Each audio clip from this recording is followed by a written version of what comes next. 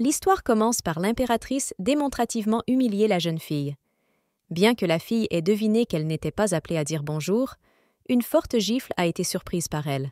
L'impératrice Suroff a demandé à la fille qui l'avait tellement habillée et, sans attendre la réponse, a crié les bureaux pour apporter les ciseaux. La femme de chambre a immédiatement exécuté l'ordre de l'impératrice et les ciseaux. Quelques minutes plus tard, l'impératrice avait déjà fait couper sans pitié la robe d'une pauvre fille et rire bruyamment. L'impératrice a crié que maintenant cette apparence est vraiment Estelle. L'impératrice ricana les ciseaux de manière malveillante et les a rapidement mis sur le cou d'un Estelle effrayé. La femme a redressé les dents que la fille ne devrait pas être différente des mendiants sales qui errent dans les rues. Estelle, dans un vêtement mutilé, s'est assise sur le sol et a pensé qu'elle devait le résister et espérer que ce terrible moment passerait rapidement et qu'elle changerait quelque chose dans sa vie sans valeur. L'impératrice a regardé Estelle et a souri. Après une autre humiliation de la fille, son humeur s'est de nouveau améliorée et elle a crié sur son épaule pour que Estelle soit allée et s'habille immédiatement. Déjà dans sa chambre, Estelle était assise sur le rebord de la fenêtre et regarda dehors. Elle a compris qu'elle devait exécuter l'ordre de l'impératrice et ne pouvait pas encore se remettre d'un choc après une autre humiliation de la femme. Estelle était des larmes aux yeux, car elle était désolée pour elle-même.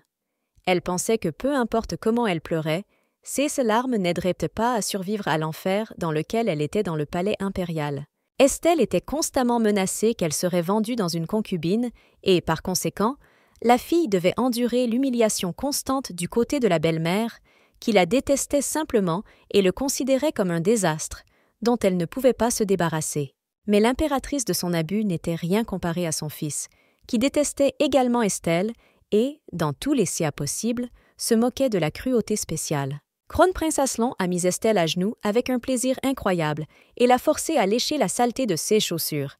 Il appartenait à la fille rien de plus qu'un esclave personnel. Estelle avait tellement peur qu'elle a supplié l'empereur sur ses genoux pour ne pas vendre en elle dans une concubine, car elle pensait que c'était l'enfer par rapport à l'esclavage étranger était un bien meilleur endroit. Mais l'empereur l'a seulement jetée tellement qu'Estelle est tombée sur le sol.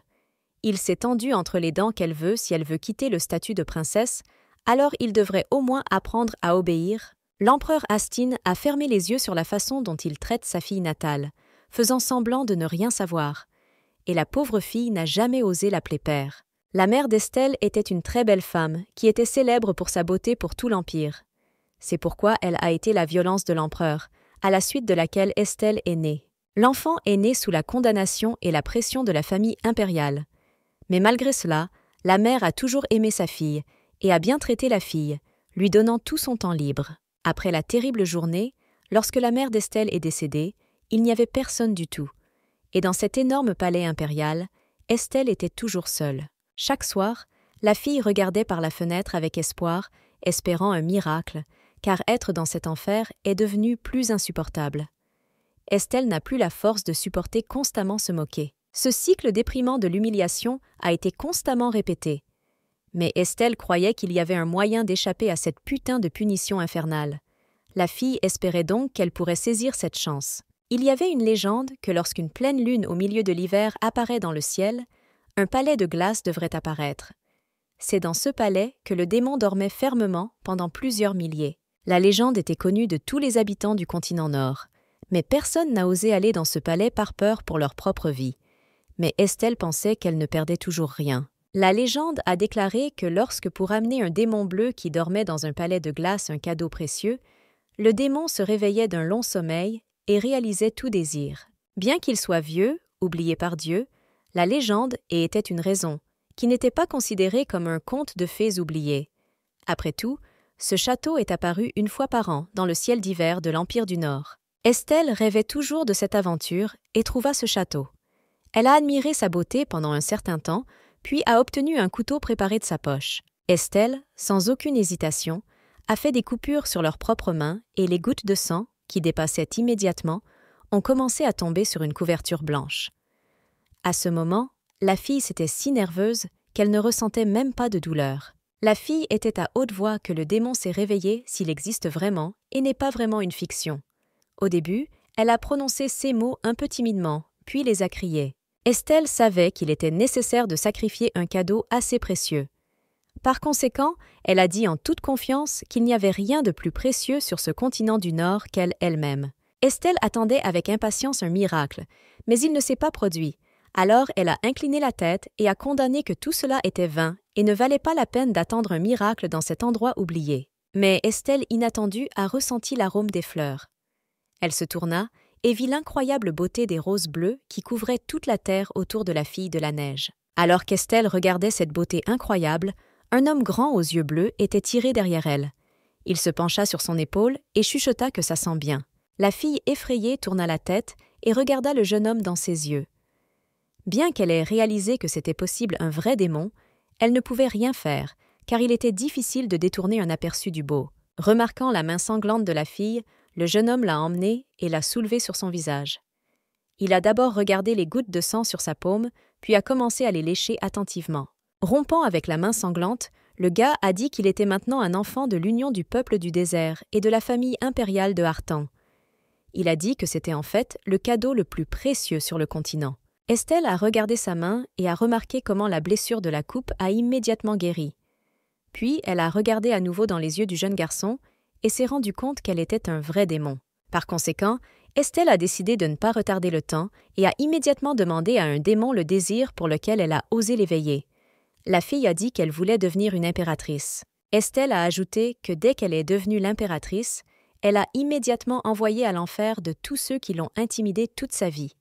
Le démon lui prit le visage et lui a demandé si elle avait peur de conclure un accord avec lui. Le démon a chuchoté qu'en échange de son désir, il prendra tout d'elle. Mais la fille a répondu avec confiance qu'elle était déjà en enfer, donc elle n'a pas peur de lui donner son corps ou son âme. Le jeune homme a écouté les souhaits d'Estelle et, se penchant sur son cou, l'a mordi pour la peau. Le sang a immédiatement serré de la blessure et coulait sur le cou doux blanc d'une jeune fille. Le démon murmura que salue Estelle en enfer. Le pays de neige et de glace des centaines d'années avec le continent nord. C'était l'Empire Hartan. Personne ne voulait ces terres gelées. Il n'y avait donc aucune crainte d'une invasion étrangère de l'Empire. Pour cette raison, la famille royale du Haranium vivace est devenue extrêmement corrompue. La dernière gloire de la famille royale n'a pas quitté la trace. Seule la puanteur du déclin de la famille Haranium a volé dans les airs autour du palais royal. Et sur Estelle Hartan, comme la fille illégitime de l'empereur, a également abouti à une marque. Le lendemain matin, la princesse s'est réveillée dans son propre lit parce que la lumière du jour brillante l'empêchait de dormir. La fille ouvrit immédiatement les yeux et regarda autour de lui. Estelle se leva immédiatement dans son lit et ne pouvait pas comprendre ce qui se passait, car la dernière chose dont elle se souvenait, c'était qu'elle est entrée dans un blizzard recouvert de neige dans le champ d'hiver hier soir. La fille a décidé d'approcher la fenêtre et de voir ce qui se passait là-bas. Mais quand son regard a remarqué le palais de glace, qui était dans le ciel au-dessus de la ville, elle a commencé à se souvenir avec une horreur tout ce qui s'est passé hier soir. La fille savait qu'un château de glace n'était qu'une illusion instantanée qui est apparue un jour par an dans une nuit profonde. Par conséquent, Estelle ne pouvait pas comprendre pourquoi elle avait toujours vu ce château dans l'après-midi. La fille effrayée a commencé à regarder et a remarqué que sur la table près du lit se trouvait un couteau. Elle s'est sacrifiée à un démon et elle a donc rappelé tous les événements la nuit dernière. Dans ses pensées, les roses bleues qui s'épanouissaient sur un champ enneigé se souvenaient immédiatement, l'arôme qui remplissait ses seins et bien sûr l'homme lui-même aux yeux bleus, à partir desquels elle ne pouvait pas déchirer son look. Elle se souvenait immédiatement que le démon lui chuchotait, la saluant en enfer. Mais l'Estelle inattendue a entendu que les serviteurs frappaient à la porte pour aller dans la pièce de la princesse. La princesse pressée a caché le couteau dans le tiroir de la table et a crié, donnant la permission aux serviteurs d'entrer dans la pièce. La pièce comprenait 3 femmes de chambre, et derrière elles sont soudainement venus dans le serviteur masculin. L'homme dans les vêtements des serviteurs s'est avancé et a salué son Altesse, a informé Estelle qu'il la servirait personnellement à partir d'aujourd'hui. Cet homme semblait très familier. L'homme s'est présenté, disant que son nom est Satal. Et quand la fille se regarda dans les yeux, elle a presque perdu connaissance, parce que c'étaient les mêmes yeux bleus qu'elle regardait la nuit dernière. Estelle ne pouvait pas croire que le démon du château de glace la servait maintenant. Elle le regarda donc en silence et ne savait pas quoi faire. La fille ne comprenait pas si elle devait l'apprécier ou craindre les conséquences. Estelle s'est maintenant rendue compte qu'elle avait vraiment pu réveiller un démon d'un château de glace hier et conclure un accord avec lui. Elle avait peur qu'elle ait fait, mais il n'y avait aucun moyen de revenir. Estelle a demandé pourquoi ils lui ont amené un nouveau serviteur. Ils ont répondu qu'en raison du personnel, ils ont dû embaucher un serviteur masculin et il n'a rien promis pour concéder ses fonctions. Estélie soupçonnait que cela n'a pas été fait dans ce domaine sans l'épîtrerie, car Marda, la femme de chambre principale, qui était constamment tourmentée par la princesse, ne permettrait jamais de prendre un nouveau serviteur sous le prétexte du manque de personnel. De plus, personne ne serait inquiet que Estelle manque de serviteurs. Mais quand la fille a regardé le Sataël, il a mis l'index sur ses lèvres, la montrant pour qu'elle ne posait plus de questions inutiles. Par conséquent, Estelle a décidé d'écouter les conseils de son nouveau serviteur et n'a plus rien remis en question. Les femmes de chambre ont aidé la princesse à se laver, à faire une coiffure et à s'habiller dans une nouvelle robe. Après que l'Estelle bien habillée était prête pour la sortie, les femmes de chambre l'adoraient et l'ont laissée avec Satal comme emplacement. Ce n'est que maintenant que la fille a décidé de découvrir l'homme, ce qui se passait vraiment. Estelle a immédiatement demandé au démon ce qui se passait ici et comment il a réussi à entrer dans le palais royal, en obtenant un emploi en tant que serviteur de princesse, car il devait passer par une série de longs chèques. Satal, un sourire mystérieux, a dit qu'il pouvait tout faire, donc cela n'a fait aucun effort pour lui. De cette voix familière dans le sang mûr de princesse dans les veines. Et tandis que la jeune fille a écouté l'explication du démon, il a continué à dire que pour aider Estelle à réaliser ses souhaits, un meilleur rôle ne vaut pas la peine d'être trouvé, car il sera désormais en mesure d'être constamment près de la fille. Puis Satal s'approcha de la jeune fille perdue, renifla par ses épaules et la jeta sur le lit. En regardant dans les yeux d'Estelle, l'homme lui a demandé, à l'exception d'elle, le rôle de serviteur n'aimait pas aimer. Estelle ne s'attendait pas à ce qu'elle gère aussi grossièrement, alors elle a essayé de se débarrasser de ses bras. La fille a fortement poussé le démon qui s'est allongé sur elle. Mais toutes les tentatives de la fille de pousser le démon étaient vaines, car il n'a pas déménagé. Puis Satal a seulement répondu froidement que la fille se calma. Estelle, comme fascinée, obéissait au démon. Satal, sentant qu'Estelle ne résiste plus, se penchant sur elle. Lorsque son visage était minime avec le cou de la princesse, le démon a inhalé son arôme et a dit qu'il ne ressentait rien de mieux. Intactif. Estelle ne savait même pas quoi faire dans une telle situation, car aucun homme n'avait jamais approché la princesse à une telle distance. Seul le rythme fou du cœur et la fard à joues sur ses joues lui ont perfidé. Le démon n'avait pas besoin d'expliquer quoi que ce soit, car il comprenait tout. Satal savait que la fille avait honte de son intimité, mais il ne pouvait pas agir avec lui, car Estelle était très attirée. Par la suite, Satal a soulevé Estelle du lit et a suggéré qu'elle l'appelle une paille. La fille a osé dire qu'il a arrêté toutes ses farces et a finalement répondu à toutes ses questions. En regardant dans les yeux du démon, Estelle a demandé s'il venait vraiment ici pour réaliser son désir. Satal, sans déchirer son regard, a répondu que c'était pour cette raison qu'il a obtenu un emploi au palais royal. Satal a habilement pris la fille dans ses bras et l'a mise à genoux. Le démon a ajouté que, progressivement, il n'est pas pressé. Il aidera la jeune fille à devenir la femme la plus influente de l'Empire du Nord. Estelle, avec son cœur, s'est évanouie, écoutait son discours, mais soudain, il a ajouté que si elle voulait réaliser son désir aujourd'hui, il le remplirait avec plaisir immédiatement.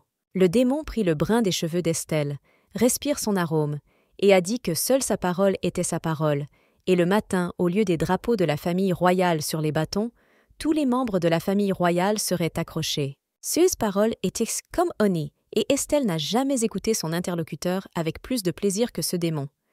Mais en pensant à sa proposition, Estelle a répondu qu'il n'était pas nécessaire de le faire. La jeune fille ne voulait pas obtenir la coquille vide du trône royal.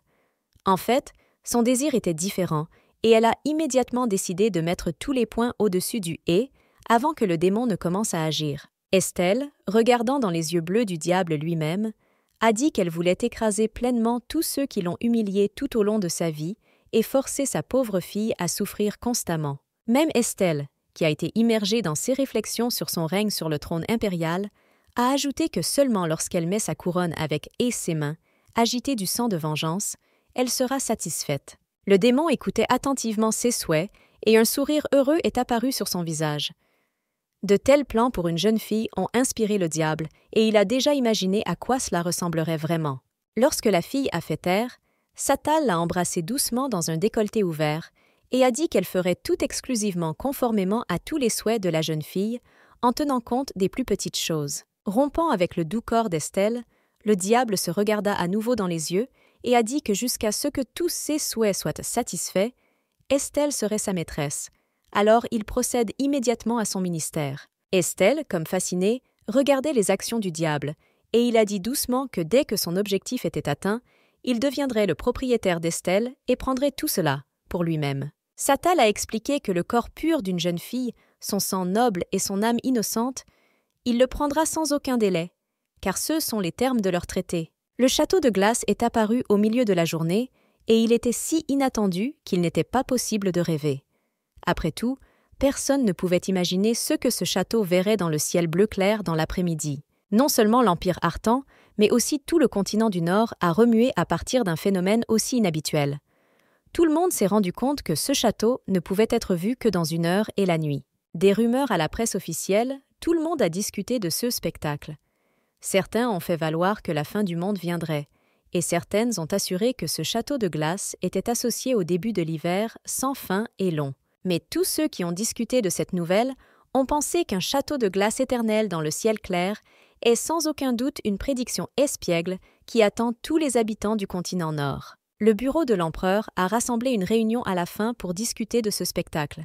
Un participant a dit qu'il ne pouvait pas se taire pour toujours, car de nombreuses rumeurs se sont répandues à ce sujet. L'empereur de l'Empire Artan, Hasson de Artan, a ordonné d'inviter immédiatement tous les scientifiques qui connaissent bien le château de glace afin qu'ils puissent commencer de toute urgence des recherches sur ce phénomène. L'empereur pensait avoir entendu ce que damn ce putain de château est apparu en ce moment, et pourquoi ce château, qui n'a pas fonctionné pendant de nombreux derniers millénaires, pendant de nombreux millénaires récents à l'époque de son règne. D'après les pensées de l'empereur, les distractions de Earl Bellew qui ont suggéré l'idée de déclarer un château de glace avec une prédiction prospère.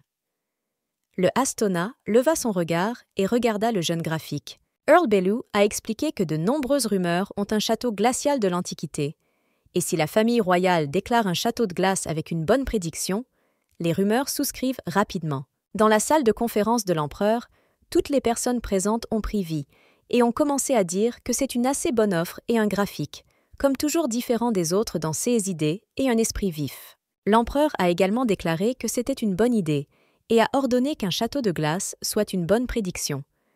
Après la réunion, tout le monde a discuté d'une telle décision, car il doutait que la maison du diable puisse être considérée comme un bon signe. Les doutes ont visité presque tous ceux qui sont présents, et ils ne pouvaient pas trouver une autre idée, ils le considérèrent donc mieux que rien. Le ministre a vu Earl Bellew à la hâte. Le ministre a demandé où Earl Bella avait été envoyé et lui a suggéré de parler avant de partir. Mais le comte a assuré qu'il avait des séances urgents et qu'il n'a pas de minutes libres. Le comte a rapidement plié les couloirs et ne s'est arrêté que devant le repos personnel de l'impératrice. Ayant frappé à la porte, Bellew a demandé à la permission de venir et à la porte, il a été immédiatement rencontré par une reine amicale. Queen et Earl ont échangé des salutations rapides et se sont demandé comme ils se sentent. Après cela, la reine a ordonné que les femmes de chambre soient laissées seules et les serviteurs ont immédiatement exécuté son ordre. Dès que l'impératrice est restée avec Earl Bella seule, elle s'est immédiatement précipitée dans ses bras et la bouche s'est unie dans un baiser passionné. Il était évident qu'aucun d'entre eux n'était contre de tels développements. Après le baiser, l'impératrice a dit qu'elle manquait beaucoup par Earl Bellew, et lui, la regardant dans les yeux, a répondu que cela faisait longtemps de leur dernier rendez-vous. L'impératrice était visible par insatisfaction à l'égard de sa réponse et a rappelé au comte qu'elle lui avait demandé à plusieurs reprises de ne pas lui parler si officiellement lorsqu'ils étaient seuls. Le comte s'est excusé et a demandé à l'impératrice ce que ressentait Aslan. Elle sourit, lui a demandé pourquoi il était inquiet et il a répondu que chaque parent devrait s'inquiéter de son propre fils. En fait, le prince Aslan Crone était un enfant que l'impératrice a accouché non pas par Astin, mais de Earl Bellew. Heureusement, le gars est né avec une apparition similaire à l'impératrice, donc personne ne la soupçonnait de trahison.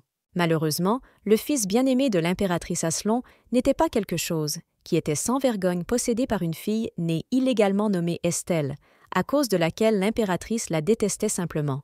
Après tout, une jeune fille avait un signe clair du genre impérial de Harani, à savoir les cheveux radieux, la couleur du platine et les yeux vert clairs, que tous les descendants de ce genre est différent des autres. Dès que l'impératrice a mentionné cette princesse, son humeur s'est rapidement détériorée, et le seul désir était de donner à cette mauvaise leçon une leçon digne, afin qu'elle n'oublie pas son apparence sans vergogne. L'impératrice, oubliant même son amant, a crié les femmes de chambre de Mardi pour entrer immédiatement dans la pièce. Dès que le serviteur est apparu, la reine a crié avec colère pour l'appeler une princesse. Pendant ce temps, dans sa chambre, Estelle a demandé au diable s'il partait vraiment, à partir d'aujourd'hui, de rester au pouvoir et de rester avec elle. Satal a répondu que ce serait bien sûr, et il ne la laisserait jamais tranquille pour maintenir et gérer ses actions pour obtenir le désir qu'il lui a déclaré plus rapidement.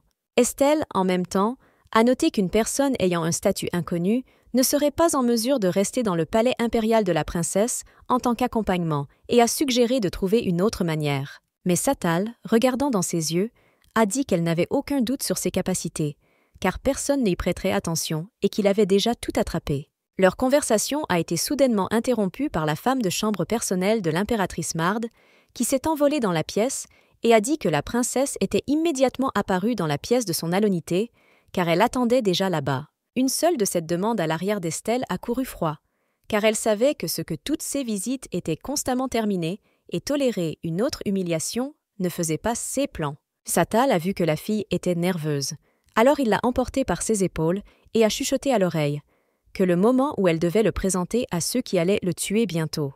Dans le bureau de l'impératrice, le chamberman a annoncé que la princesse était arrivée sur elle, et après cela, l'Estelle était audacieusement entrée dans le bureau de son Altesse. Derrière elle se trouvait son serviteur personnel Satal. La princesse a immédiatement remarqué dans la pièce de Earl Bellew, puis s'est penchée et a dit qu'elle se tenait devant son Altesse de l'impératrice sous la gloire illimitée de l'Empire Artan. Mais l'impératrice n'a pas regardé du jeune homme qui est venu avec la princesse.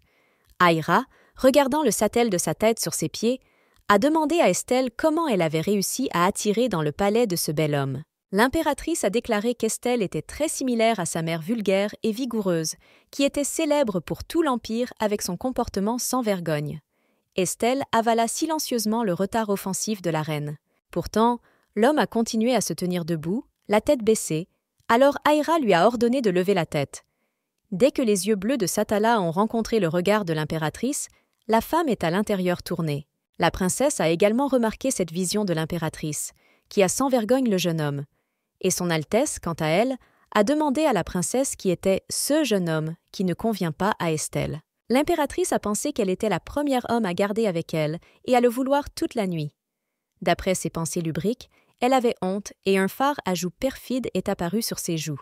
Estelle n'a jamais eu à voir l'impératrice aussi gênée. Alors elle était pressée d'expliquer que ce garçon a été emmené pour travailler comme serviteur au Princess Palace. L'impératrice a dit qu'ils étaient libres. Déjà dans sa chambre, feuilletant le livre, la princesse a reflété qu'elle avait quitté la chambre de l'impératrice pour la première fois de sa vie sans humiliation et battre. Satal, quant à lui, a mis des roses bleues dans un vase. La princesse a osé lui demander s'il allait séduire l'impératrice. Estelle était convaincue que la reine regardait le garçon en vain. Satal a simplement souri et a répondu que si c'était nécessaire pour atteindre leur objectif, il ne s'arrêterait pas avant cela et demandait à la princesse si elle aimait les méthodes sales. Alors que la jeune fille pensait à la réponse, le diable a ajouté qu'il avait promis à Estelle de faire son impératrice, donc dans leur entreprise, les moyens n'avaient pas d'importance. Le diable s'est approché de la fille et a couru son doigt sur son visage. Il a dit que le simple fait de les tuer ne serait pas suffisant et a demandé à Estelle le réveiller de ne pas être jetée en enfer avec lui. La princesse a répondu que tant que Satal a fait son travail correctement, elle ne se soucie pas qu'il le fasse. Pourtant, elle a rappelé qu'il avait décidé de devenir son service. Par conséquent, en examinant cela, Estelle avec confiance a rapporté que Satal devrait obéir à tous les ordres de la princesse. Et quand il a répondu qu'il écoutait sa maîtresse, elle lui a demandé de l'appeler une princesse. Estelle a fermé le livre et a demandé au diable de la raison pour laquelle il essayait de séduire l'impératrice. Satal a déclaré que pour obtenir une couronne, vous devez recruter le soutien des autres. Et pour cela, Satal a déclaré qu'il devait affaiblir le pouvoir de l'impératrice, et la destruction de l'union entre l'impératrice et le comte Bellew devrait être la première chose dans leur tâche. Estelle a compris la faisabilité de cette proposition et était d'accord avec une telle opinion. Elle a dit à haute voix qu'il serait difficile de détruire cette connexion, car cela dure depuis très longtemps. Earl Bellew était une impératrice ouverte Aira, et bien que l'empereur l'ait remarqué, mais je ne voulais pas faire face à ces problèmes et ignorer leur relation tout ce temps. Estelle pensait qu'il n'était pas important de faire attention à Airi lui-même, et Earl Bellew n'est toujours pas un imbécile qui pourrait facilement trahir l'impératrice. Estelle a noté que la séduction de l'air elle-même ne suffirait pas, puis le diable a soudainement suggéré que l'idée d'attaquer les deux parties en même temps pour finalement réussir dans ce cas. Estelle n'a jamais su à quoi s'attendre du Sataël, et donc, ses suggestions l'ont toujours fait soudainement. Elle ne savait même pas à quoi il pensait, car elle n'avait jamais affronté les démons auparavant. Pendant ce temps, Satal a pris la jeune fille par sa main et a dit que même s'il était compris avec l'impératrice Aira, Estelle devrait prendre le comte Bella de cette Estelle. La jeune fille a brusquement pris sa main des mains du diable et a dit que c'était tout simplement impossible. Puis, Satal a regardé la princesse et a demandé avec surprise pourquoi elle le pensait. En pensant, Estelle a répondu que c'était clair, car elle n'a rien à faire pour qu'il puisse attirer un Earl Bellew aussi puissant et corrompu. Le diable a souri et a dit que si Estelle pensait qu'il suggérait de séduire le graphique, et quand la fille était rouge, il a ajouté qu'elle serait assez attirante, mais ce serait suffisant pour réveiller le diable. De ces mots, son cœur l'aine encore plus vite. La jeune fille a demandé pourquoi le diable s'est réveillé. Après tout, elle croyait qu'elle avait réussi à le réveiller au diable uniquement parce qu'elle appartient aux dés divers. Satal a souri et a demandé si elle ne pensait pas qu'il n'y avait toujours pas de dédiateur qui essaierait de réveiller le diable. Mais personne d'autre qu'elle n'a réussi à le faire. La tribu de Dever était la tribu la plus rare parmi le continent du désert, qui était célèbre pour ses capacités uniques. Ils ont dit que leur chair et leur sang avaient manqué la capacité de guérir instantanément même les blessures les plus difficiles. C'était une puissance si miraculeuse que les gens recherchaient, ce qui a conduit à la fin de tout le royaume de Devuras. La mère d'Estelle, Iliana, était la dernière princesse des Dédivers morts. La mère a constamment rappelé à la fille qu'elle n'oublie jamais que ses veines coulèrent du sang royal et lui ont demandé de trouver tous les membres survivants de leur tribu, car c'était sa dette envers les Dédivers. La chasse aux décors survivants les a forcés à vivre sous terre afin que personne ne puisse découvrir qu'ils appartenaient à cette puissante tribu. Le même principe était régi par Estelle elle-même. Et seuls ceux qui appartiennent vraiment au type de Dédivers devraient connaître leur véritable essence. Mais Satal a noté que le fait qu'Estelle appartient aux Dédivers, rien ne signifie pour lui. En entendant cela, la fille a exhalé de soulagement, parce qu'elle pensait que c'était le fait qu'elle appartenait aux Dédivers et a aidé à éveiller le démon. Puis elle a dit qu'elle ne pensait pas qu'elle avait une particularité. Elle était convaincue qu'elle n'avait pas de qualité de guérison, et surtout une certaine attractivité. Mais Satal a seulement répondu que la jeune fille savait très mal. Et puis, le diable a décidé de traduire le sujet de la conversation et, à l'approche de la fille, a demandé si elle souhaitait aller au-delà du palais impérial. Une telle proposition semblait à la fille assez tentante. Sans attendre la réponse finale de la princesse, le diable l'a pris dans ses bras et est allé vers le balcon. Elle a essayé de le nier, lui demandant d'attendre et de la laisser réfléchir un peu. Une fois au pays même du balcon, la fille a eu peur pour la première fois. Mais le diable a chuchoté qu'elle n'avait rien à s'inquiéter et à se pencher. Estelle ferma les yeux, car elle pensait qu'il se briserait maintenant. Satal a ressenti l'excitation de la fille et en quelque sorte pour la soutenir davantage dans ses bras. Elle ouvrit les yeux et regarda autour de lui. Ils étaient actuellement dans le ciel nocturne et volaient au-dessus de leur ville. Estelle a demandé au diable où il se dirigeait. Il a signalé cela dans la mascarade mensuelle. La fille savait que c'était la taverne la plus élite de la capitale où tous les aristocrates se sont rassemblés pour mener les conversations secrètes. C'est dans la charada mensuelle que toute information pouvait être obtenue. Quand ils se sont approchés de l'élite Kabak, Satael a demandé à la fille de se comporter extrêmement soigneusement et de ne pas provoquer de provocation. Le diable a expliqué qu'il devrait acheter des informations sur le comte Bellew et obtenir également quelque chose de plus dont Estelle aura besoin. Mais quand ils sont venus à la porte, ils ont été accueillis par des gardes hostiles. Le gardien leur a ordonné de s'arrêter et de présenter les passes, car sans eux, il était impossible d'aller à l'intérieur. Mais le diable, cliquant juste sur ses doigts et forçant les hommes à s'arrêter et à faire taire. Estelle a regardé cette vue et ne pouvait croire qu'à la demande de Satael, les hommes n'ont donné aucun signe de vie. Le diable, souriant, a dit qu'elle devrait s'y habituer. En passant devant les gardes surgelés, Satal a noté qu'à ce point, Estelle devrait s'habituer au fait que tout le monde flattera la princesse héréditaire et adorera devant elle. La fille pensait avec crainte que pour le diable, ce n'était que du divertissement et même son contrat, qui a été conclu au risque de sa vie, car Sataël était sans valeur. Le propriétaire de la taverne Moon Charada était le marquis Paril. Il était connu dans les cercles laïcs d'une veuve qui a construit une célèbre taverne pour la richesse de son défunt mari. Il n'y avait aucun homme qui ne la connaîtrait pas. Ayant passé quelques couloirs qu'Estelle semblait à un vrai labyrinthe, elle a noté qu'il n'avait rencontré aucun garde. Et le diable a rapporté qu'en fait, le marquis n'est qu'un masque qui cache la vérité. Ayant atteint d'énormes portes, le Satal les a immédiatement ouverts et était devant eux une pièce assez spacieuse. Le diable a rapporté qu'ils étaient déjà venus à destination. La princesse a regardé autour de lui avec intérêt et a noté qu'il y a de nombreuses bibliothèques dans cette salle. Il y avait aussi des livres sur les tables, donc l'impression était que la princesse était entrée dans la bibliothèque. Alors qu'Estelle regardait la pièce, un petit garçon avec une jolie apparence s'est soudainement approché d'elle et a commencé à considérer Estelle elle-même. Puis il a dit qu'elle avait l'air appétissante. Les yeux gris du gars brûlaient juste une jeune fille et elle s'en débarrassait même. Satal s'est immédiatement approché de la princesse et a dit au gars qu'il n'avait pas regardé son compagnon si fort. Le gars semblait offensé et coupable à Sataël, que la curiosité est sa vie sans laquelle il ne peut tout simplement pas exister. Par conséquent, il a juste besoin de savoir qui est venu lui rendre visite. Le garçon s'approcha de nouveau d'Estelle et la regarda dans les yeux. Il a dit que la connaissance, la conscience et les souvenirs sont tout ce qui l'intéresse dans le monde. La princesse a été surprise par les sages paroles du garçon. Et le garçon, quant à lui, se promena Estelle et regarda de la tête aux pieds. Puis il a léché ses lèvres et a dit que ça sentait bon. Il était donc très heureux que Sataals lui ait apporté un tel moyen.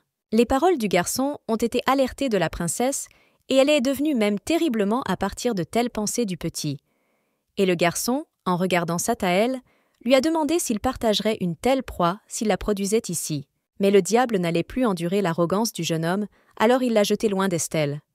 Le garçon a été offensé et a demandé quel oncle il a amené ici une fille s'il n'allait pas partager avec lui. Tenant la tête et se déplaçant de douleur, le gars a demandé au diable pourquoi il s'est réveillé et ce qu'il a conçu cette fois. Satal a répondu calmement que cette jeune fille est maintenant son propriétaire. Le garçon a crié avec surprise et a demandé au diable de conclure un contrat avec un homme. Il a été tellement impressionné qu'il avait publié un livre qu'il avait auparavant tenu. Satal a répondu que c'était. La princesse a retiré le capot, à partir de laquelle des mèches épais de cheveux de platine sont tombées sur ses épaules, et ont rapporté que la princesse Estelle de Hartan, bien qu'après un coup d'œil, c'était clair. Le garçon ne pouvait pas croire ses yeux, puis incliner la tête vers la princesse, et a dit qu'il salue la princesse Estelle sous la gloire éternelle de Hartan. Bien sûr, il a reconnu cette jeune fille. Estelle a déclaré au garçon qu'il avait vu comment il avait précédemment tenu un livre de Vélisovia, le livre de la fin, et était heureux que ce livre ait également semblé assez intéressant. Le garçon a été très surpris et a dit qu'il était étonné que la jeune fille ait lu le livre de la fin, car c'était un livre très inhabituel. Puis il s'est demandé s'il lisait Estelle parfois repenser la fin. Estelle a souri et a dit que bien sûr, elle a lu ce livre du début à la fin. Ensuite, le garçon a commencé à lui demander si elle lisait « L'illusion de l'éschatologie », à ceux qui a également reçu la réponse princière. Estelle s'est assise sur l'âne et a commencé à communiquer avec le gars sur les livres qu'elle a lus et partager l'impression de leur contenu. Le garçon a dit qu'il n'avait pas parlé depuis longtemps à un interlocuteur aussi digne. Satal s'est éloigné et a décidé de ne pas encore interférer avec la conversation de princesse. De plus, il n'a jamais vu ce garçon aussi intéressé à communiquer avec une personne. Pendant ce temps, le garçon se rapprochait de plus en plus de la jeune princesse, puis prit une mèche de ses cheveux blancs et, ayant reniflé, a dit qu'elle avait l'air assez appétissante et sent bon d'elle. Estelle a noté qu'elle avait deviné les premières minutes de leur connaissance que ce garçon n'était pas un homme. Et le garçon, souriant, a répondu qu'il valait la peine d'être attendu d'une telle princesse lue. Immédiatement, le garçon se tourna vers la princesse avec le dos et commença à grandir. 1 minute plus tard, un Estelle se tenait un jeune homme exposé à gris qui s'est présenté, le propriétaire de la charade mensuelle. Estelle, bien sûr, a deviné que ce garçon n'était pas un simple enfant. Mais elle ne s'attendait pas à une réincarnation aussi incroyable. Alors elle regarda gênante l'homme qui se penchait sur elle, lui a demandé si elle manquait. Il s'est approché de la proximité inacceptable avec la princesse, murmura Laa, qu'elle ne veuille pas conclure un contrat avec lui. pas avec Satal.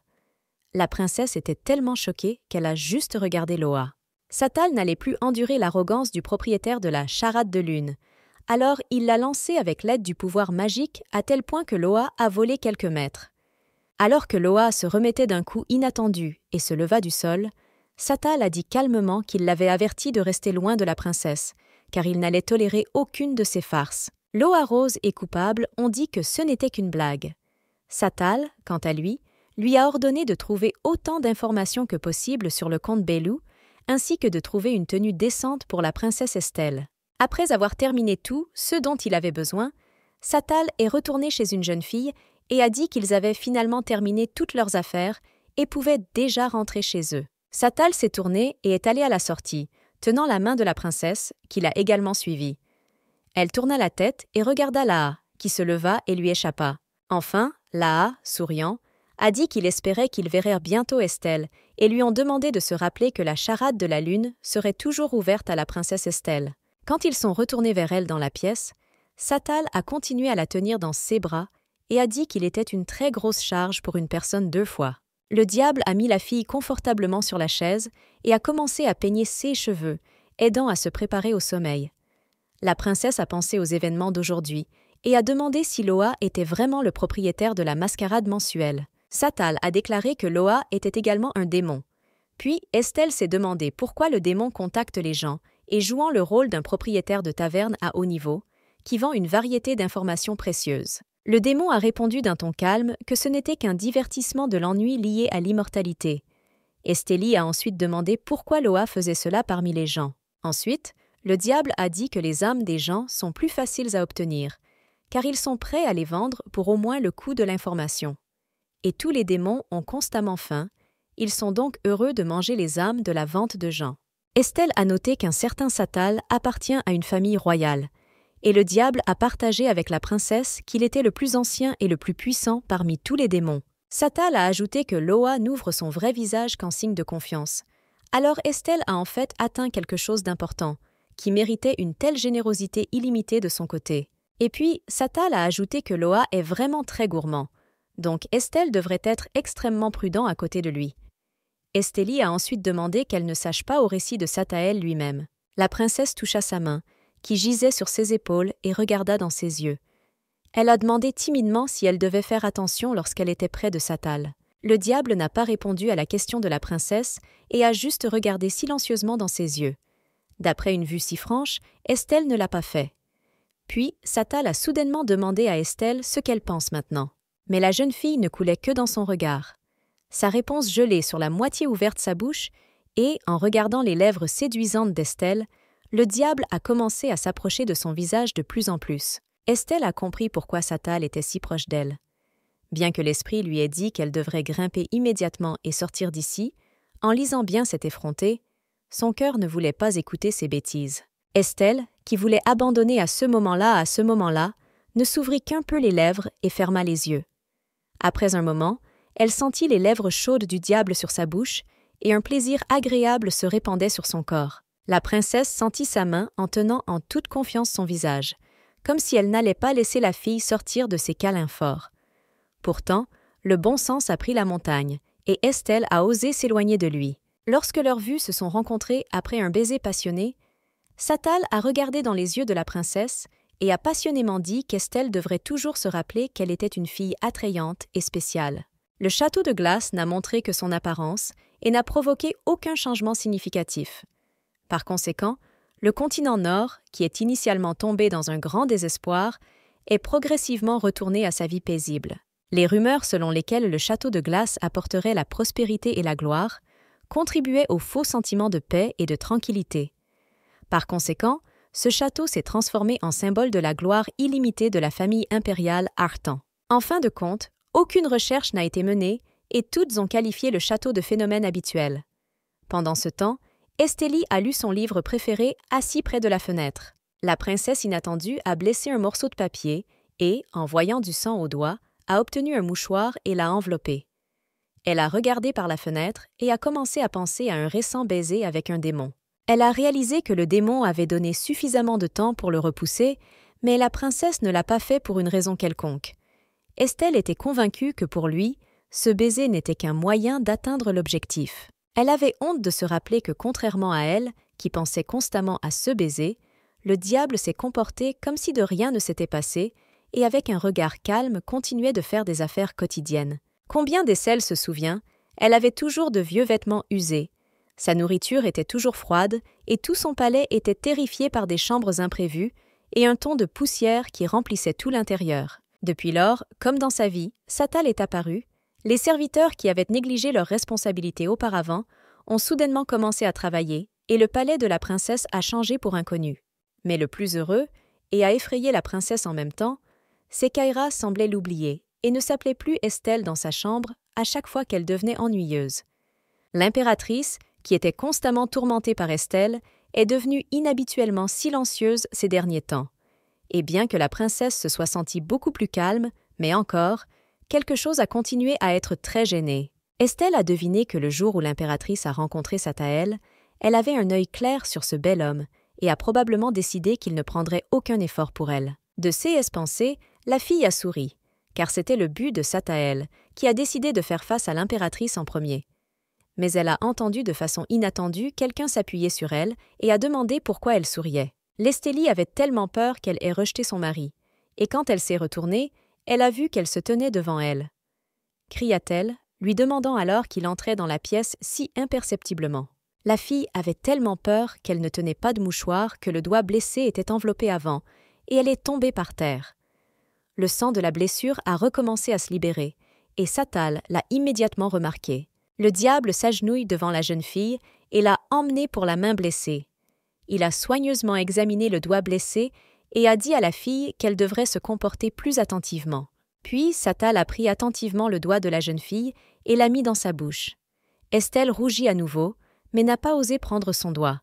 Cependant, après un certain temps, la princesse a tiré son doigt de la bouche du diable.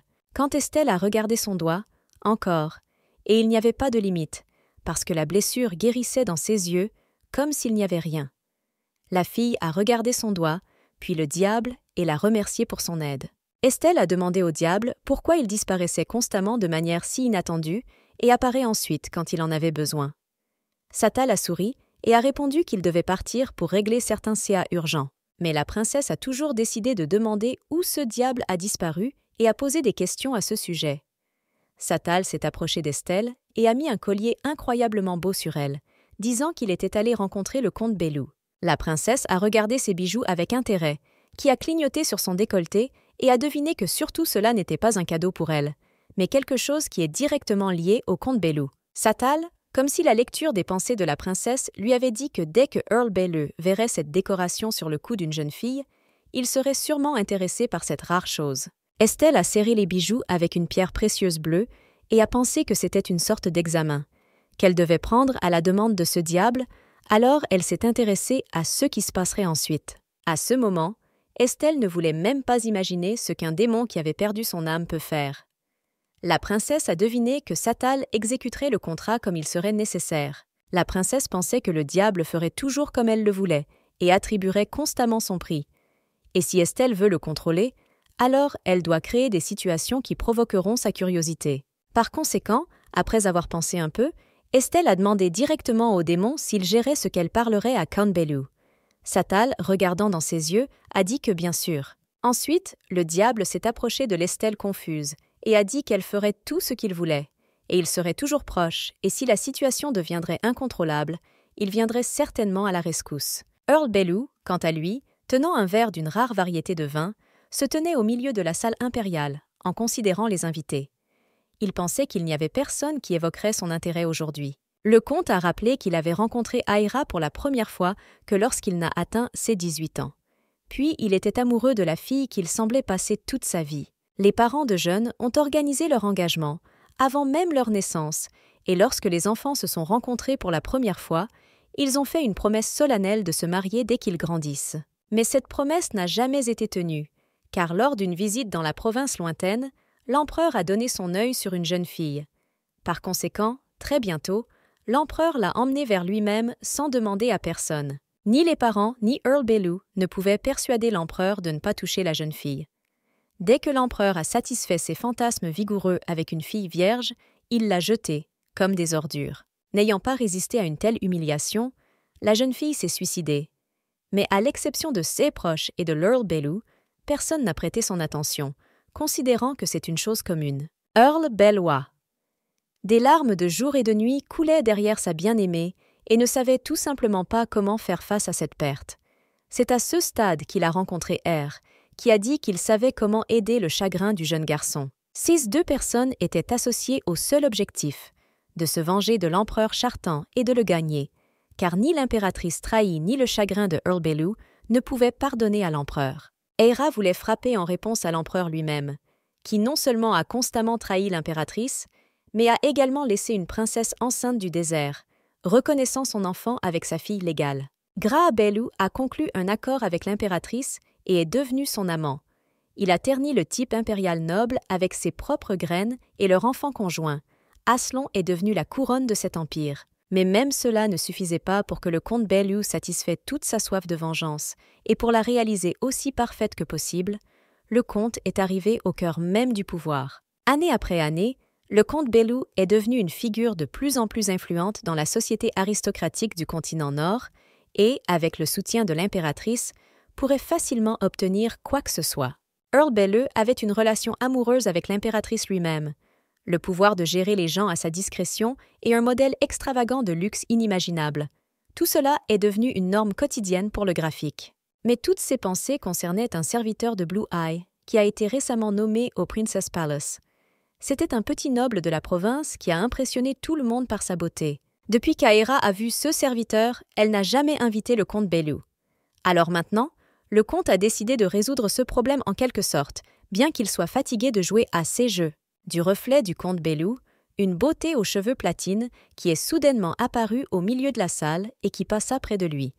Mais surtout, il était intéressé par la décoration argentée qui se trouvait sur le cou de la fille. Ce collier Earl Bellew reconnaîtrait n'importe où et à tout moment. Après tout, il a passé toutes ses anciennes économies sur ce cadeau. Il se souvenait immédiatement du visage de son bien-aimé le jour où il lui a donné cette décoration. Estelle est passée par le comte Bellew et s'est dirigée sur un balcon ouvert. Le comte Belgique a immédiatement suivi la beauté et, laissant tomber le masque, lui a demandé où elle avait pris cette décoration. Estelle se retourna immédiatement et regarda Earl Bellew dans ses yeux. Bien sûr, elle voulait vraiment qu'il fasse attention à elle, mais ne s'attendait pas à ce que ce soit si facile. Alors la princesse sourit un homme. Estelle a dit qu'elle était venue à cette mascarade de bal pour rencontrer le comte Bellew. Elle a vu que le regard du mari était assez enchaîné sur son décolleté nu, où les colliers argentés brillaient. Earl Bellew a souri heureux et a demandé à la fille s'il y aurait au moins une femme qui ne voudrait pas le rencontrer dans la capitale. Il savait bien sûr qu'il était en demande parmi toutes les beautés locales. Earl Bellew a dit que si le but de la fille était seulement de passer la nuit avec lui, alors il devrait abandonner. Pourtant, il a une demande pour la fille, à savoir, pour lui dire un collier. Estelle a écouté un discours confiant de ce coq arrogant et a dit qu'il lui semble que le comte Bellew pense qu'il pourrait obtenir tout ce qu'elle voulait. Mais elle doit le décevoir, car il se trompe profondément. Earl Bellew n'a pas rencontré un rejet aussi net ces derniers temps, alors souriant, disant que c'était une déclaration intéressante. Estélie a demandé si quelque chose était pour le graphique qui était un collier. Le comte a répondu que bien sûr, cela signifie beaucoup pour lui et a demandé à la fille si elle rendrait cette décoration au graphique. Estelle a suggéré de jouer à un jeu où le vainqueur recevra tout ce qu'il veut. Le comte a brillé ses yeux, car il imaginait déjà le vainqueur et a dit à la fille de lui parler des conditions du jeu. Estelle a rapporté qu'il devrait deviner de 3 tentatives qui elle était. La princesse a également ajouté qu'il aurait 3 conseils. Le comte a accepté avec plaisir les conditions du jeu et a proposé de commencer. Estelle a déclaré que le premier indice était qu'ils se sont rencontrés plus tôt. Earl Bellew a immédiatement commencé à se rappeler qui il pouvait rencontrer des cheveux aussi brillants, et la première chose qu'il avait pensée était Lady Henrich. Mais quand il a entendu la réponse, Estelle a répondu que c'était mal. Earl Bellew était bouleversé et a dit que la fille lui dirait un deuxième indice. Estelle a dit qu'il l'avait revue récemment. La princesse s'est réjouie que le comte ne puisse pas la reconnaître. Ensuite, le comte avait un soupçon si cette fille pouvait être une princesse Estelle. Il a conduit cette idée, car cette fille confiante était radicalement différente de la princesse. Le comte Bellew a hésité avec la réponse. Alors il m'a suggéré d'aller immédiatement au 3e indice. Le décompte était convaincu que dès qu'il a entendu le troisième indice, il devine immédiatement qui se tenait devant lui. Estelle a regardé avec un regard confiant sur Earl Bellew et a dit que le troisième indice était qu'elle pouvait donner au graphique ce qu'il voulait le plus maintenant. Earl Bellew a glorifié et mis ses mains sur sa poitrine. Il a demandé à la fille d'un ton sérieux où elle sait peut-être ce qu'il veut et comment elle peut le faire affirmer. Estélie a ensuite demandé si son trône était intéressé. Il a été entendu sur la peau de la fourmi, car il était toujours dans l'ombre de l'impératrice et rêvait de gouverner le royaume par lui-même. Estelle est venue au bord du balcon et a dit qu'il était temps pour le comte Bellew de penser complètement différemment, mais ce serait une conversation complètement différente qu'il continuerait la prochaine fois. La princesse a dit avec confiance qu'il verrait bientôt et à l'aide du graphique confus. Il lui a demandé d'attendre, car il n'a jamais découvert qui se cachait sous le masque. Soudain, sur le balcon, est apparu Satal avec sa propre personne. Il étreint son racial et, de son apparition, sortait un tel vent que le comte, sans rien voir, a couvert son visage de ses mains. Lorsque le vent s'est calmé et que le comte Bellew a ouvert les yeux, il a vu qu'il était un sur le balcon. Avec le recul, il n'a trouvé un mystérieux étranger nulle part, car elle a disparu quelque part. Satal a emmené la princesse dans la cour arrière du palais impérial et a soigneusement mis ses pieds. Elle a demandé s'il l'avait regardé tout ce temps, et le diable l'a dit bien sûr. Satal a souri et a demandé à la fille. Elle pensait qu'il pouvait l'envoyer à un travail aussi risqué. Estelle s'est rendue compte que par ses paroles, il la regarda depuis le début. Estelle a pensé pourquoi il l'avait laissée dans la salle de bal, car elle n'avait jamais participé à de tels événements auparavant, et c'était si impressionnant que la princesse était bien sûr perdue. Le maximum de ceux qu'elle est allée à ce jour était un couple de banquets dans le palais royal.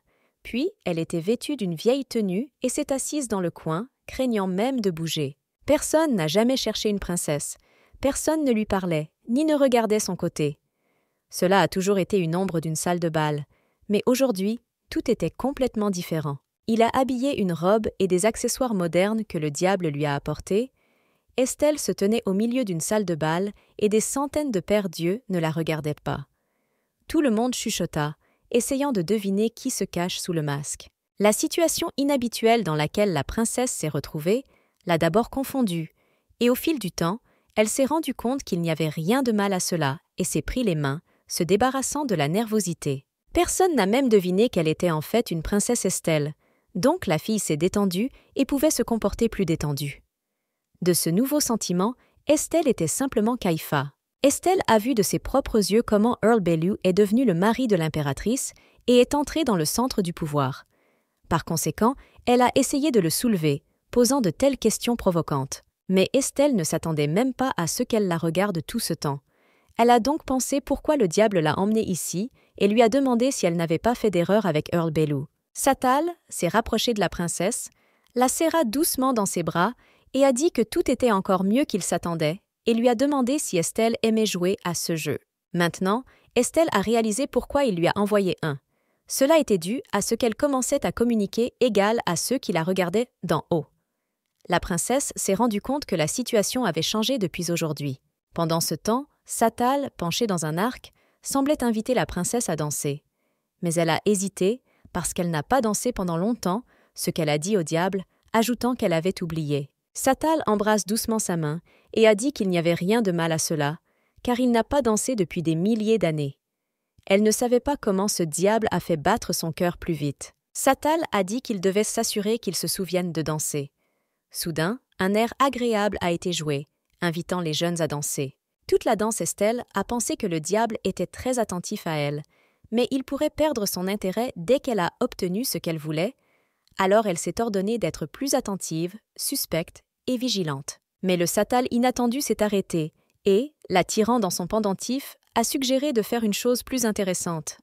Elle n'a pas eu le temps d'avoir honte car ses lèvres chaudes l'avaient déjà embrassée. Estelle a immédiatement capturé un plaisir ivre incroyable et elle avait peur que le diable puisse le manipuler, grâce au nouveau sens pour la princesse qu'elle a commencé à ressentir ces derniers temps.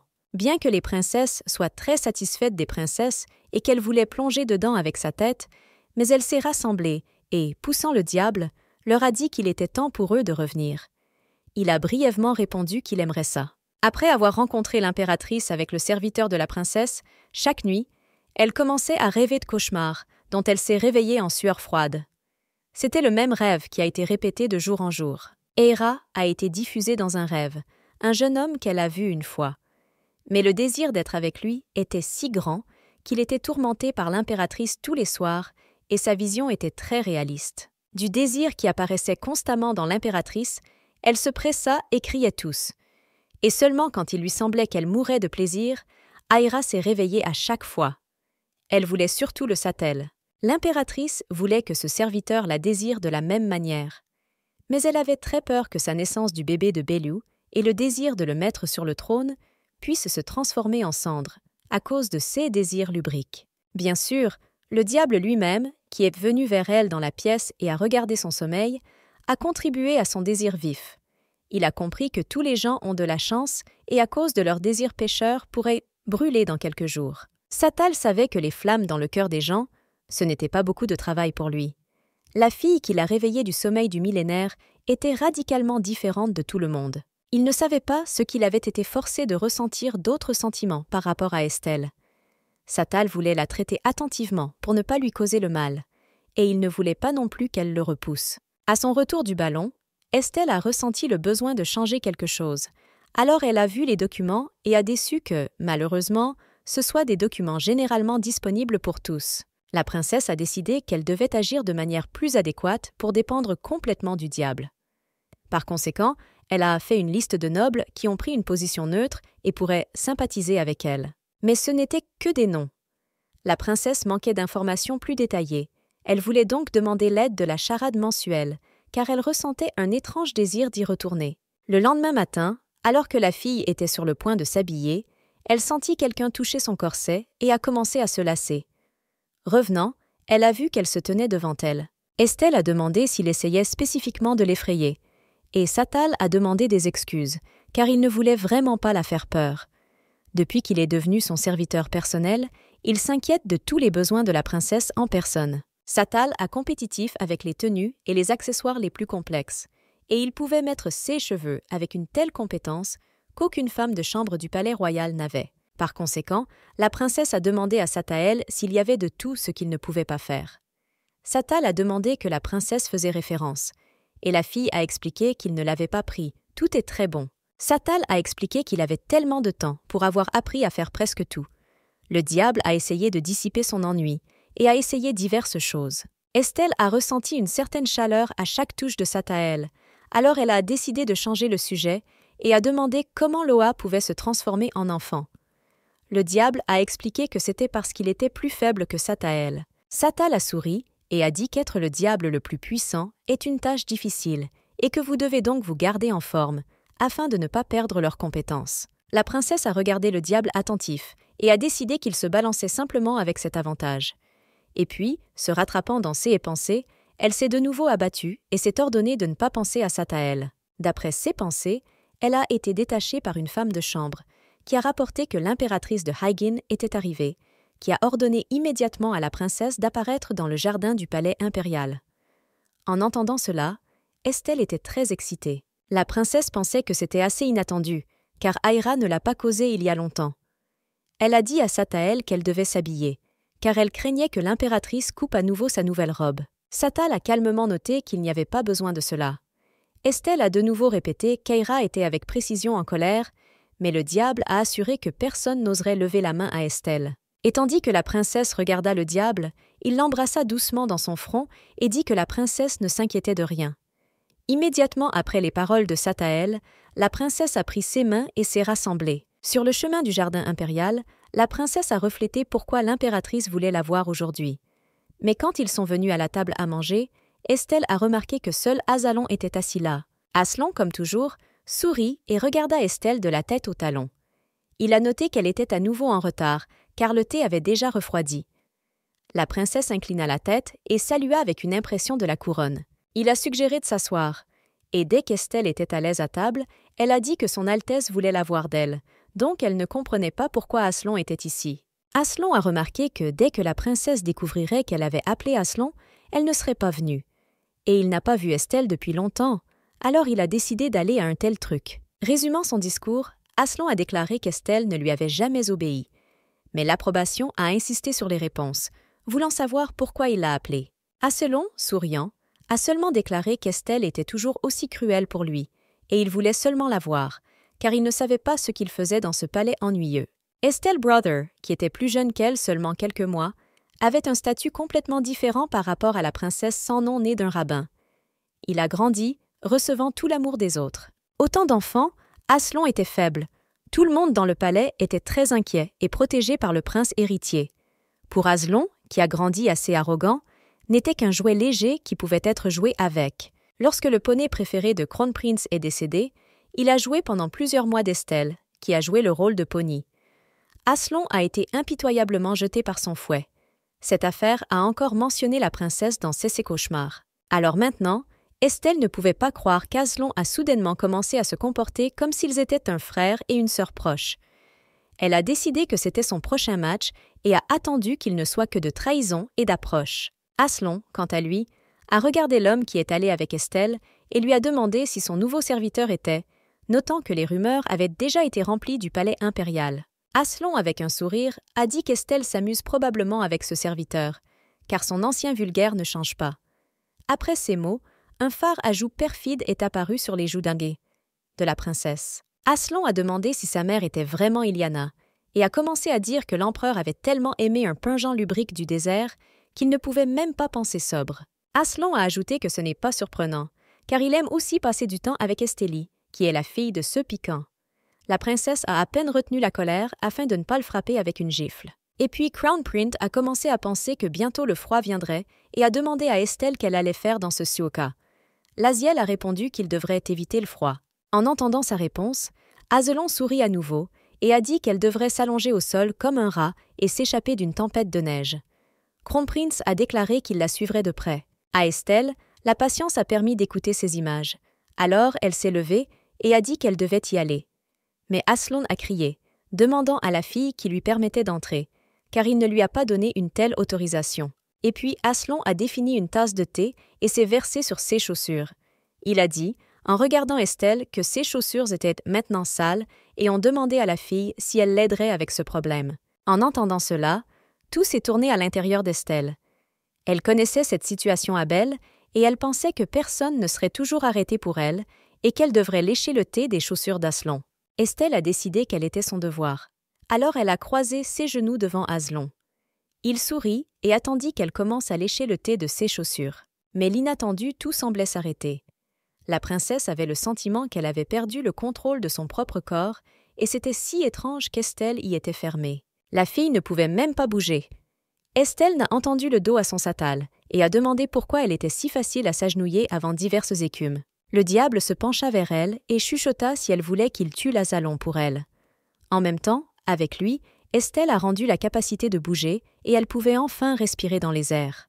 Pendant ce temps, Satal a touché sa main sur son visage et a dit qu'il pouvait tuer tous ceux qu'elle ne voulait pas voir, et la princesse ne serait assise que sur un trône impérial bien préparé. En fait, Estelle voulait hocher la tête et se priver de l'humiliation de son frère. Mais ce ne serait pas la vengeance qu'Estelle voulait vraiment, même si elle a toujours maudit Artan. La princesse a été scandalisée par leur cruauté, qui a laissé des cicatrices incurables sur elle et sa mère. Mais elle était aussi à moitié un harlotka, alors elle a dit qu'elle ne voulait pas tout finir. Satal a conduit la main de la princesse et l'a aidée à grimper. Soudain, le prince a commencé à tousser et à écraser le sang.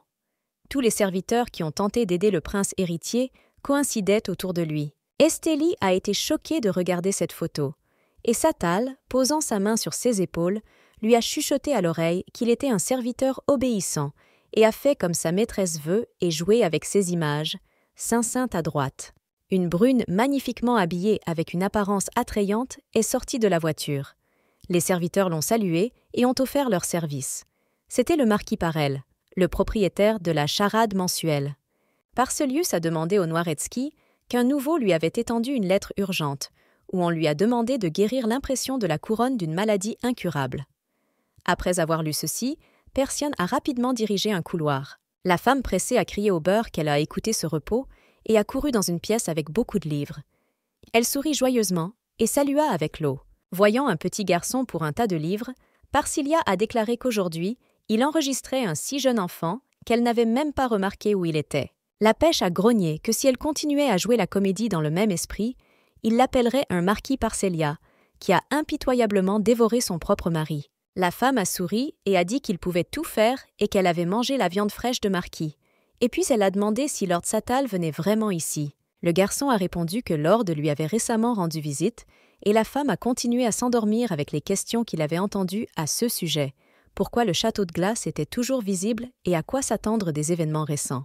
La femme a demandé à se dépêcher avec les réponses, car elle n'est pas en humour aujourd'hui, et ce château de glace volant paralyse tout l'Empire, dont les nobles ont déjà ruiné et perdu leurs richesses. Loa a appelé Bien Woman et a dit qu'il lui parlerait de tout. Dès qu'il a parlé du contrat de Satael avec la princesse Estelle, Biana a frappé son poing sur la table et a crié que cela ne pouvait pas l'être. Mais le garçon a répondu calmement que croire ou non, c'était son problème, et il a vu la princesse Estelle de ses propres yeux. Bian a ensuite demandé s'il parlait vraiment de la fille du désert. Laa a répondu avec colère qu'elle n'avait pas appelé Estelle ainsi. Puis Bian a souri et a noté que Laa était probablement sous les enchantements de la princesse. Elle a indiqué qu'ils avaient reçu une demande pour guérir le prince. Asselon a toujours été des hommes douloureux, mais cette fois, les symptômes sont quelque peu inhabituels. Des vomissements de sang, ainsi que des frissons constants ne donnent pas au prince le temps de se reposer, comme s'il était coincé de la glace. Bian a suggéré que c'est le séas des mains de Lord Satael. Il n'est donc pas surprenant que les meilleurs médecins de l'Empire ne puissent pas améliorer l'état du prince en grammes, bien qu'ils utilisent toutes les méthodes modernes. À cette époque, Bian a demandé quel genre de bruit la princesse possédait que le seigneur Satal descendait du ciel et faisait de telles choses, et Loa se tenait également de son côté, bien qu'il ait détesté les gens avant tout son intérieur. Laa a déclaré que la princesse avait un tel arôme qu'il n'avait jamais entendu auparavant, et qu'il était quelque peu similaire au district, mais d'autres. S'il y avait sa volonté, il aurait été ivre avec ses dents dans Estelle en ce moment. Laa a déclaré qu'en tout cas, le Bioyon aimerait également la princesse Estelle dès qu'elle l'a rencontrée. Mais ici, ils ont entendu de façon inattendue une voix qui leur ont dit qu'ils n'arriveraient pas. Tournant la tête, ils ont vu un Satal en colère dans la pièce, qui les a regardés près et a dit qu'il n'était pas content qu'il ait eu quelques concurrents de plus. Bian a immédiatement serré un sourire sincère et a salué avec Lord Satael. Elle a demandé qu'il l'avait amené dans leur modeste chambre. Loa a également regardé le diable principal avec une bouffée. Lord Satal a immédiatement décidé d'aller à l'affaire et a dit à Bian qu'il avait besoin d'aider Estelle à entrer dans la société aristocratique ci-dessus de l'Empire Arton dès que possible. Pendant ce temps, une publicité a été estampillée dans tout l'Empire, qui a offert une récompense incroyable pour ceux qui aideraient à guérir le prince héréditaire d'Azlon, dont l'état se détériorait chaque jour. Eira et même un Oston, qui ne montrait généralement pas beaucoup de curiosité dans l'impression de la couronne, a commencé à prendre des mesures extraordinaires pour traiter leur fils, attirant tout ce qui est possible. Et lorsque l'impression de la couronne ne pouvait même pas sortir du lit, la structure de l'imitation du trône a également commencé à échouer. Et la raison de tout, ce chaos, était la blague de Lord Satael. Les vagues que Satal plaisante en plaisantant, comme dans un jeu d'eau régulier, s'est transformé en un énorme tsunami, qui a instantanément balayé tout le palais impérial de l'Empire Artan. Estelle a également regardé cela pendant plusieurs jours et a poursuivi son désir de voir la gentillesse du diable, bien qu'elle ne croyait pas que Satal était capable de miséricorde. En réfléchissant aux événements des derniers jours, Estelle aimait regarder par la fenêtre, ce qu'elle faisait chaque matin. Mais un jour, une femme de chambre est venue vers elle, qui a rapporté que la princesse était venue une lettre. La femme de chambre a dit que cette feuille de visa marquée par Célius. Estelle a été encore plus surprise, car elle n'a jamais reçu une seule lettre dans sa vie, surtout qu'une aristocratie aussi bien connue comme un marquis. Le marquis Parcelle était la veuve la plus riche et propriétaire de la charade mensuelle. Elle était connue comme la reine de la société supérieure, et toutes étaient prêtes à payer de l'argent pour devenir son amie. Estelle a été surprise de lire une lettre où le marquis l'a invitée à la mascarade mensuelle et n'a pas pu comprendre ce qui se passait. La princesse a dit à la femme de chambre qu'elle pouvait être libre et que la servante a disparu de la pièce. Estelle a décidé d'abandonner une telle occasion. C'est juste de la stupidité. Et un jour plus tard, le marquis a envoyé une voiture après la princesse. Il semblait que le marquis voulait que tout le monde sache qu'Estelle avait accepté son invitation. Déjà en train de monter une voiture seule avec Satal, Estelle pensait que son expression faciale était, comme toujours, indifférente. Elle a eu l'impression que tout se passait dans sa volonté, et elle a bien compris pourquoi il l'a fait. Estelle est hors du champ de vision de la société depuis si longtemps que personne n'a pensé qu'elle peut prendre le trône impérial. Même quand Asselon était gravement malade, tout le monde cherchait un parent éloigné, pas une princesse. Satal, comme si elle lisait ses pensées, a dit qu'il allait utiliser le pouvoir du marquis Parcélie pour prendre le contrôle de la société. La princesse elle-même a réalisé qu'elle devait attirer l'attention sur elle-même.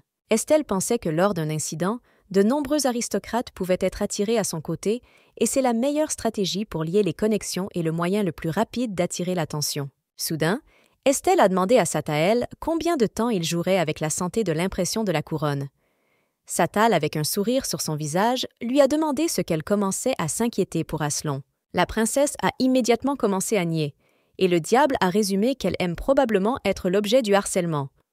Puis, Satal s'approcha d'elle et chuchota qu'il pouvait l'aider. La voiture inattendue a couru dans une pierre et résolvait pour que Satal n'ait pas résisté et tombait sur la princesse. Elle rougit immédiatement et lui a demandé de se tenir un peu. Et il a chuchoté qu'ils étaient déjà arrivés. Dès qu'ils sont sortis de la voiture, ils ont été accueillis par Marquis Parcille, qui a salué la princesse Estelle et a dit qu'elle était heureuse de la voir dans la charade de la lune. Estelle a été étonnée par la beauté de cette femme. Quand ils étaient dans la pièce, le marquis a immédiatement commencé à verser du thé. Estelle a soigneusement regardé ses mouvements et a demandé si le marquis n'était pas non plus du monde des gens. La femme a regardé la princesse. Dès que le marquis a fait face à du thé à couler, elle a demandé à Estelle en devinant. Estelle a expliqué que le Bogretski sert généralement du thé et devrait connaître les aristocrates d'un niveau tel que le marquis. Le marquis a souri et a dit que dans ce cas, la princesse pouvait être appelée Bian.